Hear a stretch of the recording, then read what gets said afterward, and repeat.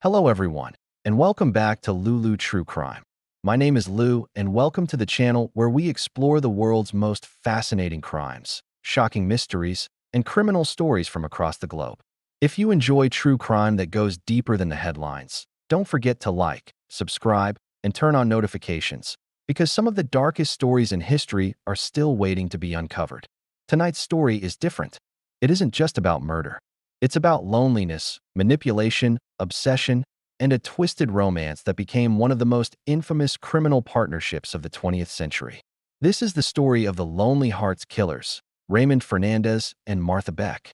To understand how their crimes began, you have to picture America in the 1940s. The world was coming out of war. Families were rebuilding. Many people were isolated, grieving, or searching for companionship. Before dating apps, before social media, lonely people often turned to newspaper personal ads, the so-called Lonely Hearts columns. These ads became the hunting ground for Raymond Fernandez. Fernandez was charming, intelligent, and deeply manipulative. Originally from Spain, he moved to the United States after serving time in prison. While incarcerated, he reportedly became interested in mysticism and psychological manipulation. Whether true or not, one thing became clear: he understood how to read people and exploit emotional vulnerability. He began writing letters to women who placed personal ads seeking companionship or marriage. His letters were romantic, persuasive, and carefully crafted. Many women, especially those feeling isolated, quickly fell under his spell. At first, his crimes were primarily financial. He would meet women, gain their trust, promise marriage, then persuade them to give him money or access to their savings. Sometimes he simply disappeared afterward. Other times, he stayed just long enough to drain bank accounts, pawn valuables, or convince women to sign over insurance policies. His crimes slipped under the radar because each victim felt too embarrassed to report being fooled. But everything changed when he met Martha Beck. Martha was a nurse from Alabama. Intelligent but deeply insecure, she struggled with relationships and self-image. When she responded to Fernandez's advertisement, she believed she had finally found love. Their correspondence became intense very quickly. When they met in person, their relationship escalated almost immediately. Beck felt deeply attached to him. Fernandez, recognizing both her emotional dependence and her usefulness, kept her close. Soon, they formed a partnership, both romantic and criminal. Beck often posed as Fernandez's sister or relative when he courted women. This made his relationships seem more respectable and deflected suspicion. Together, they traveled across the country targeting vulnerable women who believed they had found a romantic partner. But jealousy quickly entered the equation. Beck reportedly struggled emotionally when Fernandez became involved with other women, even as part of their scheme. Arguments escalated. Tension grew. And eventually, their crimes took a darker turn. Robbery became violence. Violence became murder. One of their earliest known victims was a woman named Janet Fay. She had believed Fernandez intended to marry her. Instead, she was manipulated, robbed, and ultimately killed. Beck later confessed to participating directly. Investigators believe Janet's murder was a turning point, the moment when the pair realized that killing witnesses made their scheme easier to maintain. What often gets lost in discussions of these crimes is the emotional devastation experienced by the victims even before the violence began. Many of these women weren't simply looking for romance. Some were widowed, some isolated after wartime disruption, and others simply searching for companionship in a rapidly changing society. Fernandez didn't just promise love, he promised stability, belonging, and emotional understanding. That level of manipulation made the betrayal deeply traumatic even before the crimes escalated into physical violence. Investigators later noted that both Fernandez and Beck seemed to rationalize their actions. Fernandez reportedly viewed victims as naive or expendable. Beck appeared torn between jealousy, emotional dependency, and complicity. Instead of restraining each other, they often reinforced each other's worst impulses. From that point forward, their crimes escalated. Victims were not just deceived, they were eliminated when they became inconvenient. Some victims were buried secretly. Others simply vanished without leaving enough evidence behind to connect the crime to anyone. And perhaps most chilling of all, they continued presenting themselves outwardly as a couple in love. They traveled from place to place while hiding a trail of destruction behind them. Witnesses described them as oddly matched, Raymond polished, composed, confident, while Martha was emotional, reactive, and fiercely protective. Yet together, their chemistry created something far more sinister than either could manage alone. The media would later describe them as lovers bound together by obsession, manipulation, and shared criminal ambition.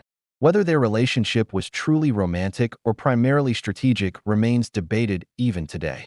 But one thing is certain: together, they became far more dangerous than either likely would have been alone. And their crime spree was only beginning. As Raymond Fernandez and Martha Beck continued their scheme, their confidence grew. They believed their method, targeting lonely women through personal ads, allowed them to move quietly from state to state without drawing attention. But patterns eventually emerged. Families began asking questions when loved ones disappeared. Financial irregularities surfaced. Suspicion slowly built. Some relatives kept letters, bank slips, and personal effects that didn't match the story Fernandez told. Police departments in different states started receiving similar complaints involving a charming foreign man and his sister. Their downfall began with a woman named Delphine Downing. Fernandez had convinced her he intended to marry her. Beck arrived pretending to be his sister, just as she had done before. But tensions escalated quickly. Violence broke out. Downing survived the initial attack long enough for neighbors to hear commotion and alert authorities. That mistake, leaving a living witness, changed everything. Police began connecting dots across multiple states.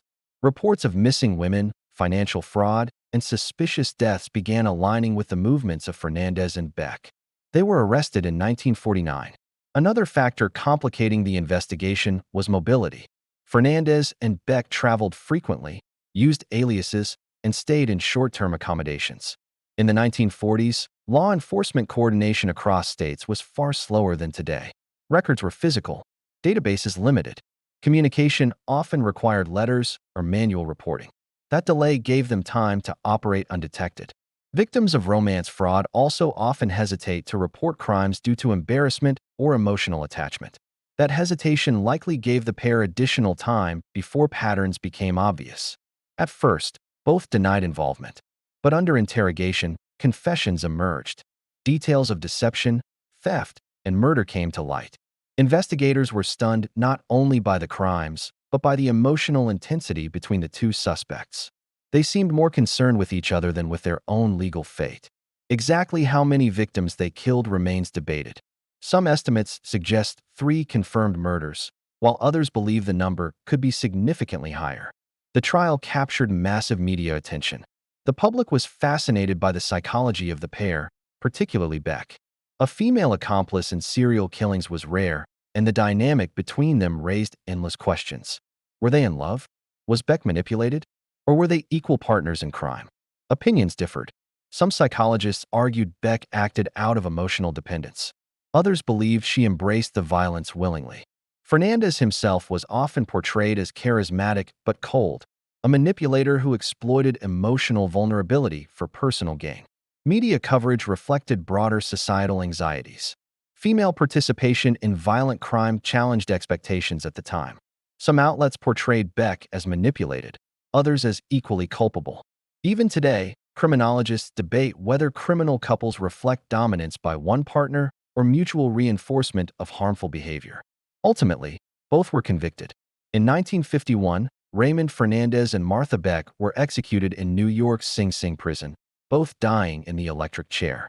Even in their final moments, reports suggest they remained emotionally connected, reinforcing the image of a deadly partnership bound by obsession. Their story left a lasting cultural impact. It highlighted how loneliness can be exploited.